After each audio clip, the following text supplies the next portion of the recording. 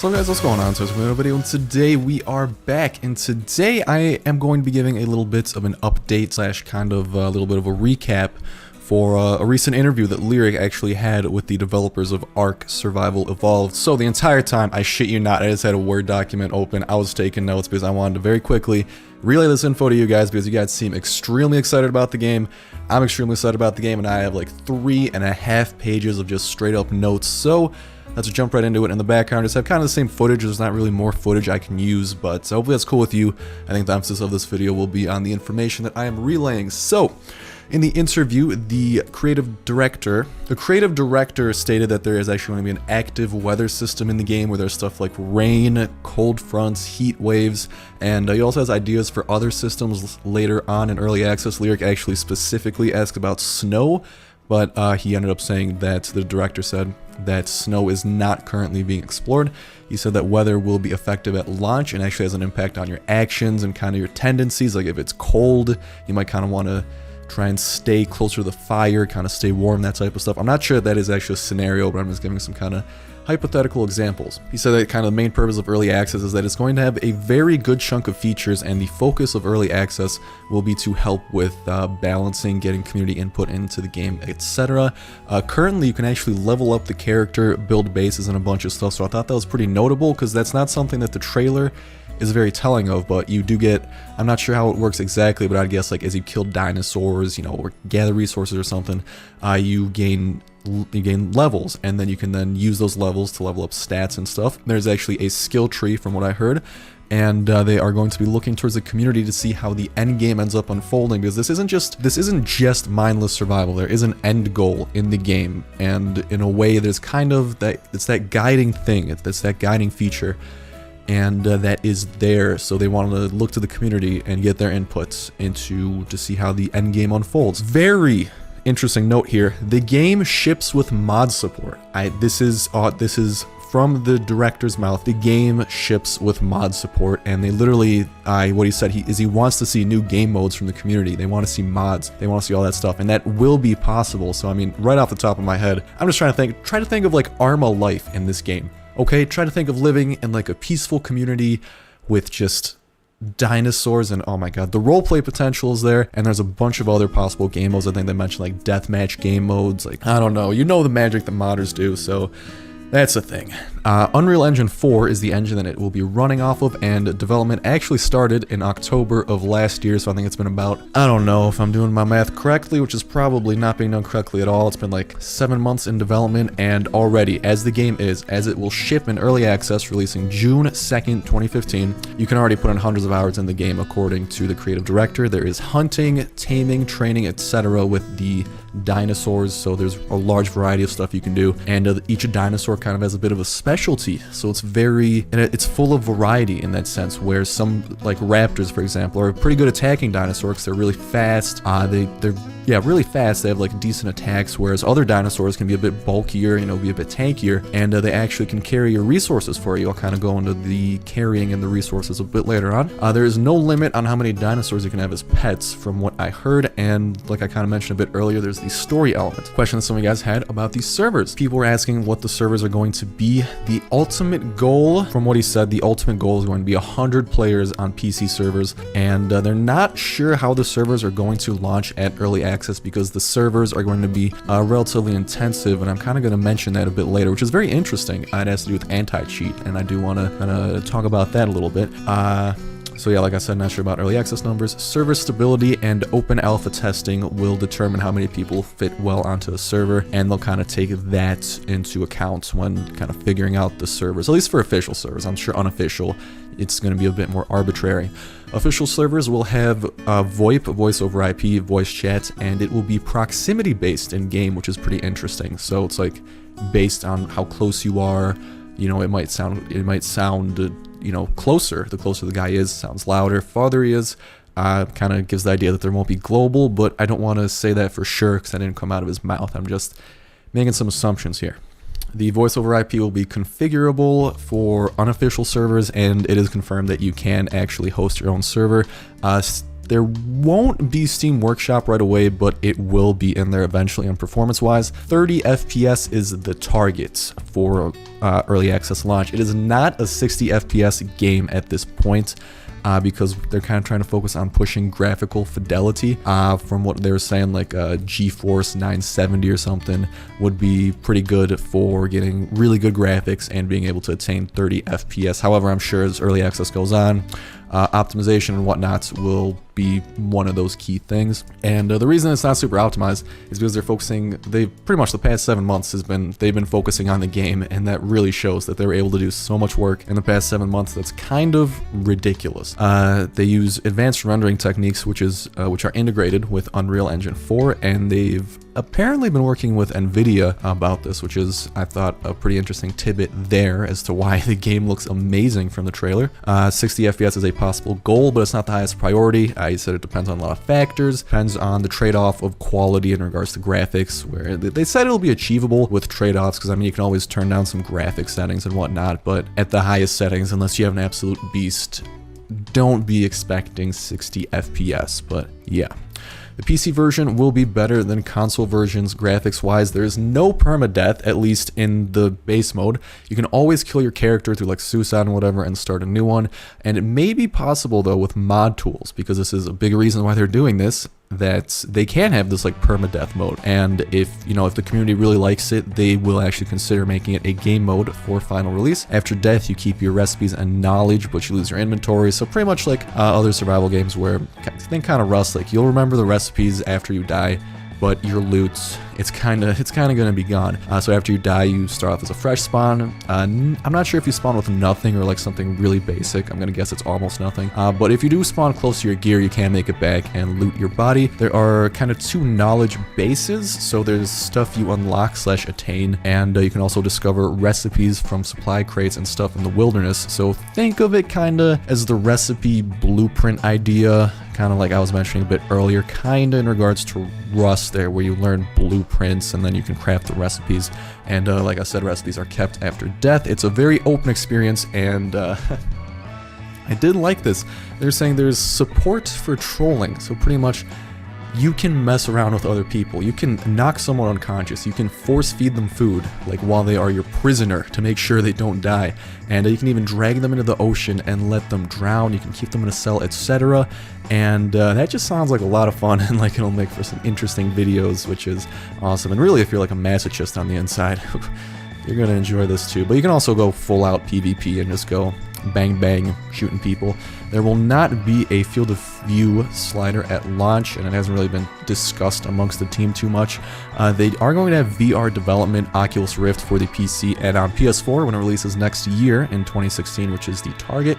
It will have Morpheus support, so they haven't actually decided on the default / slider for field of view when it comes to non-VR, but it should be pretty easy to gauge based on the feedback the community gives.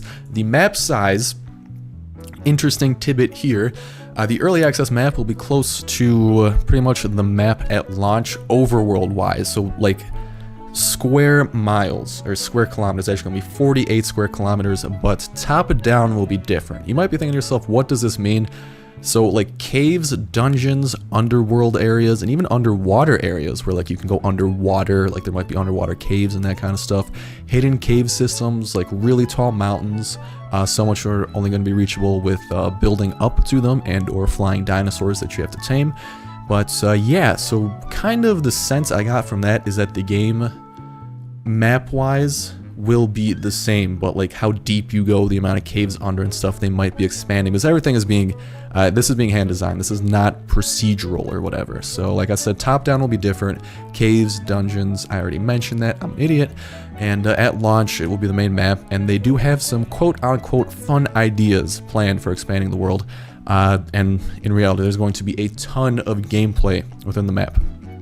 Like I was kind of starting to say, it is not procedurally generated. Areas will be named on the map, and they're going to be hand designed and have a bit of a unique feel to it. Like it's not randomly generated. It's there for a purpose. Someone chose to put that there. There will be character customization where you can like customize using bone scaling at early access, but that's not going to be the final system. So it'll give you some variety for like being tall and skinny, short and dwarfy, etc. And you can't choose between male and female. You can choose your skin tone, body proportions, hair color, etc. And it will have comical creation. So all I can say, if you know what Reign of Kings is and you know the monstrosities that came out of that, that should be possible. There will be some funny characters being made, and I'm kind of excited for that.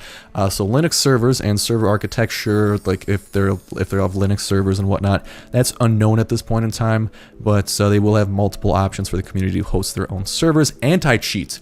This is where it gets very juicy. This is, I think, their AntiCheat system very good, and I am excited to see where this goes. So the way they were phrasing it is that the server is authoritative on all of the game worlds. So the client, you as a player, it sends key presses to the server, and then the server judges if the client is sending bad info or valid info. So think of it like if it detects that you're doing something you should not be doing, the server will just be like, you're getting out of here. You're kicked. You're banned. I'm not sure if it's like kicked or banned, but it will have anti-cheat in that regard. And they will also have Steam anti-cheat system for minor cheats. So it's like, it's a VAC client. I don't know why I just said VAC 3 times. For the stuff that's not handled server side. So think like if someone's using graphical mods or graphical hacks where it's like they can see through bushes or something. That's something that the VAC should be able to handle. From what they said, you are going to need strong servers if you want to host this, because servers are going to have a lot of work upon them, and there's going to be a lot of stress upon them. They are going to have a special single player mode, actually, so it's not going to be just multiplayer. They will have a single player mode with a different balancing and skill progression, since multiplayer is going to be relatively team focused. PvP and PvE might be down the line in regards to like server settings, but I'm sure with community servers they'll figure that out. It is going to cost $24.99 for early access. It is one-time pay, and it's a little bit of a discount there compared to release, so I think they are going to up the price a little bit once it comes to release. Some of you guys might love this news. No microtransactions planned. You do not have to pay extra after you buy the game, unless they release like an expansion. We're not talking DLC. From I think I read somewhere they might do expansions in the future, but there will be no microtransactions, and there will be no petty DLC. Okay, there's going to be none of that. So if you like, it's not going to be free to play. It's none of that. You pay once, you're pretty much set. You're going to have an awesome time. Not field of view, but when playing as the player, you are playing in first person. They said third person really is not going to be planned for when playing as a player. So like when you're running around on foot, I don't think third person is going to be possible from what they were saying. However, when you are riding on a mount, third person is actually optional, but you can do first person as well. And if you're using VR, everything is going to be first person default, because when you're using virtual reality, so think Project Morpheus, Oculus Rift, it's a very out-of-body experience to be immersed in the world and then switch to third person where you're overlooking yourself, and they don't want that. They want this to be an immersive experience, so it is going to be in virtual reality. Everything's first person. It is going to be like you are playing, because they're trying to make it a very good VR experience, but non-VR is also just as important, and they're also trying to remove as much UI as possible from the game. So think like gun-wise, they don't want to have a crosshair. They don't want to have any of that. They want it to be very much so, you gotta learn about the guns, you gotta learn their tendencies, and you gotta like really aim down the sights, and it's kind of incentive for the attachment system, which I'm going to talk about a little bit later. Quote unquote really fun. That's what the guy said. There's lots of things in game to help find players in regard to that. So one of the first items that can be built after a few hours of gameplay is actually a flare gun, which you can customize with flare color and tint in your inventory. You actually end up starting with a map that kind of gives you a rough idea of where you are, and as you explore, the fog of war kind of clears, so you can have a bit better of a clue. Later on, as you advance, I will talk about kind of the advancement system in a bit here, but later on as you advance, things like a compass become craftable, and then even later on when you get really advanced in regards to stuff, you can even craft a GPS that tells you your latitude, your longitude, and it's a lot easier to pinpoint coordinates for you and your team to meet up. Getting geared, getting stuff, very much so focused on crafting it. So even guns, you're gonna need other objects, and there are technology tiers. I think there are a couple tiers. The first one is primitive. I have followed with primitive. It's like relatively, it's not complicated to, or it can be complicated, but you don't need like extra, like, it's less complicated the lower it is, but as you move on in tiers, it gets more complicated to make. You need more materials, and you need a better like crafting station too. So when you get into the forge tier, it actually ends up requiring a forge and some more materials, and eventually machine weapons are going to require a machine table workshop, even more advanced resources, etc. It's pretty heavy on crafting, but there will be supply drops and crates that are in game, and they're level based, and they come down throughout the day / night, and they can even have special parts. I think I was kind of a bit iffy on this. I was kind of starting to drift off when I was taking all these notes, but I think supply drops can actually have special parts which have like which you can craft the guns out of, which have like higher fire rates or like better accuracy, etc. That's just examples, none of that. I heard higher fire rates. I'm not sure about anything else I said in regards to like the attachment. So like I said, there's going to actually be an attachment system for guns, which is already in game, and this is where you emphasize everything in the trailer is in the game. As of now, that is right. Everything in the trailer is in-game, and it will be in-game when the game launches on Steam. So that sexy trailer you just watched, probably earlier today, that is going to be playable.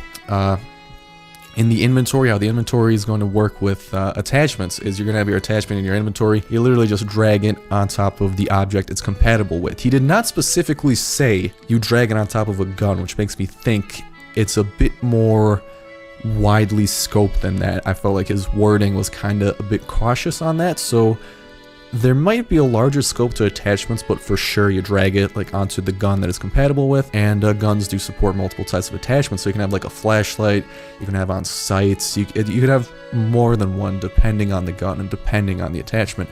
As you end up getting more tiered, you can even craft better light sources. They said there is a pretty big emphasis on light sources in the game.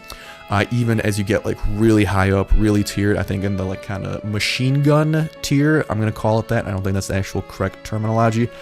There's electrical systems, floodlights, etc. So literally you set up like an electric grid kind of, and you can have floodlights all over your base, all over the outside, and it's just like, people know not to mess with you because you are tiered as hell. If you're riding a dinosaur, you can actually run people over using it, which is pretty nice when you think about it. Just get a nice old splatter metal like the old Halo days. And there is, in regards to streamer-friendly UI, like where you hide the server, the names, etc. LIRIK specifically asked about this, and I'm actually very thankful for that. So LIRIK, on the off chance you're watching this, thank you so much for asking this, for all the YouTubers, all the streamers out there, because with the streamer-friendly UI, you can hide the server, you can hide the names while you're playing, and the developers would be open to putting a toggle in for this. So like, just from watching LIRIK, from watching the people in this game, from like getting a sneak peek at the server, that's not going to happen. It'll be harder to get stream sniped and for people to like find you and just destroy you. So, and it'll definitely still be possible, but you know, they are open to taking active measures to doing something about that, which is awesome. Is there mounted combat? Yes. So when you are on a dinosaur, you have the dinosaur's powers when you are kind of quote-unquote driving it. So like the T-Rex you can chomp with, the Velociraptor I'm pretty sure you can like swipe with it, etc. The player controlling the dino does not have control over their own weapon, but multiple people can actually get on like bigger dinos and use their own weapons while hitching a ride. So if you have like a big ass dinosaur for you and your whole crew, you know, you can be the designated driver, and then everyone else just has guns on the back like all I'm saying is that sounds epic, and I can't wait. Now, this part of the interview kind of asks about the fantasy elements in the game, the gems you saw in the trailer, the dragon at the end, etc. And he said that yes, there will be fantasy elements in the game, and they're all part of... He didn't want to go too in-depth on it because they're kind of part of what they want players to be intrigued by and use it for motivation and for doing more than just surviving. So kind of use it as a reason to explore, use this example, to explore into a cave and see if there's any clues to the island, why it exists, why they're there, etc. And tech tier arches, which is like the type of stuff you craft and what it requires, they actually tie into like the higher tiers, the more exotic sci-fi tech kind of ties into the end game story-wise. So kind of in line with that, people can play past the survival stuff and actually dive into the secrets of the island, of the story, the gems, etc. And pretty cool news here, you guys saw the dragon. That is one of the boss creatures in the game. Now this isn't simply a dragon roaming around the map. This is kind of, think Terraria, where you summon a boss, where they are summoned by people ready to challenge them. And The way he was saying, an other group, he didn't go into super specifics, but the way they're going to develop it is that like a different group can't really come in and steal the summoning and the other group's boss creature that they're trying to kill. So it's going to be designed in early access, so like a person can't sit on the edge with like a sniper rifle and steal the kill. Little note there, he specifically said sniper rifle, so that's confirmed. Starsnipe will be sniping motherfuckers in this game. That's my first goal. Craft a sniper, get that shit going. The medical system wise, you do slowly heal depending on your food, how much food you have in your tummy, how hydrated you are, how much water you have, etc. And you can also craft items to help heal more quickly, so I'm guessing band-aids, kind of the basic stuff. Shooting bullets is point to point, so it's like it's pretty much instant. So like when you shoot a bullet, boom, the point that you shot at will get hit. It's that type of hit detection, whereas kind of more primitive stuff like spears, arrows, etc., they take time to travel. So they're like a projectile that arches, that might arch, you know, and it does take time, so you have to kind of time your shots. But with guns, not so much. I made a very specific note here. Sniper rifle confirmed, and then yes in all caps with like 20 S's, so that's how excited I was when I heard that.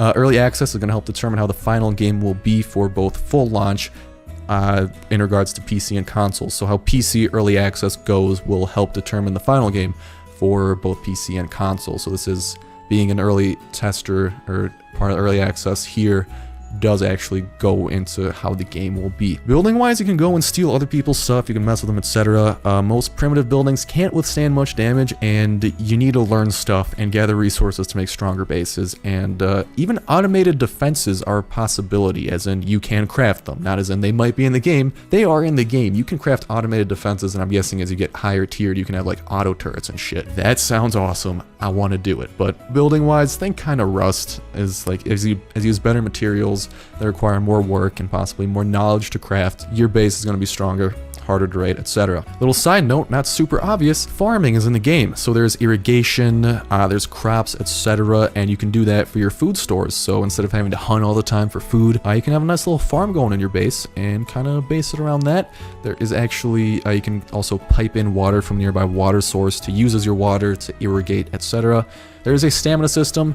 You can sprint if you are fully winded, as in your stamina goes all the way down from sprinting. Then you gotta stand around a bit to kind of catch your breath, so I'm guessing you'll be a bit slower until your stamina goes back up a bit. I don't know what game. I guess if you watch my 7 days videos, think 7 days where you get gassed after running for until your stamina's out, and then you have to wait for your stamina to recharge a bit before you can do it again. Shooting is comparable to, so it's not really Twitch based, it's like COD. It's not like COD. It is precision aiming, and weapons can do a lot of damage to other humans, so it is important to armor yourself, but they compared the shooting system to Far Cry, and I'd have to guess it'd be the newer ones like Far Cry 3, Far Cry 4, so in that regard, that is kind of that. It is an action-based shooter. That is kind of what he was emphasizing. It's not about like, it is action. This game is meant to have action and be a whole ton of fun. Kind of like I talked about earlier with trolling people. You can kidnap people and you can push them into the volcano.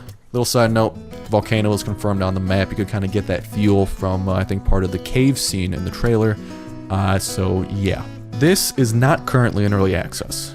This feature where they have dinosaur armor, weapon attachments for your dinosaurs. Like, this is not a real example, but I'm just saying, think like minigun on your dinosaur, or like ram on your dinosaur or something.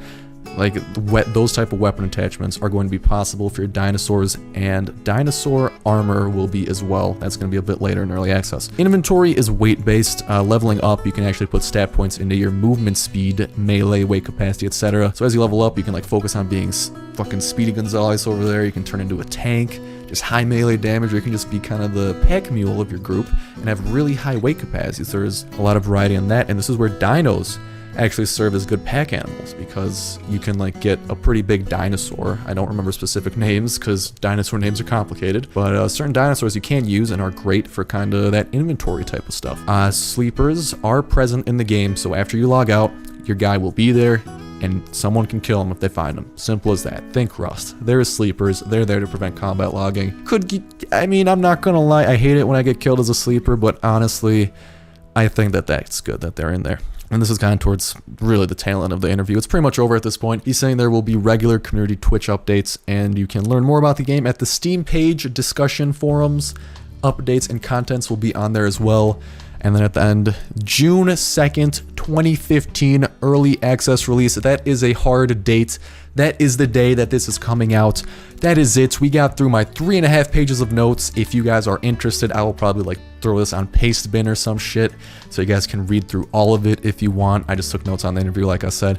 I will put that in the link down below and probably in the comment section if you want to read it for yourself instead of listening to my voice, which can be a clusterfuck, I admit. But yeah, that is about going to do it for me. So, you guys, I have one request. Stay hyped for this game, because I am hyped. I cannot wait to play. I mean, June 2nd cannot come fast enough. I am just like, I need this game in my life right now. This is going to be the longest 3 weeks of my life in regards to waiting, but I'll survive, and hopefully you guys do as well. But get hyped, stay hyped, and really that's all I can say. So thank you guys so much for watching the video. Hopefully you did enjoy it. As always, if you did, be sure to like and subscribe. Signing out. Love you guys. See ya.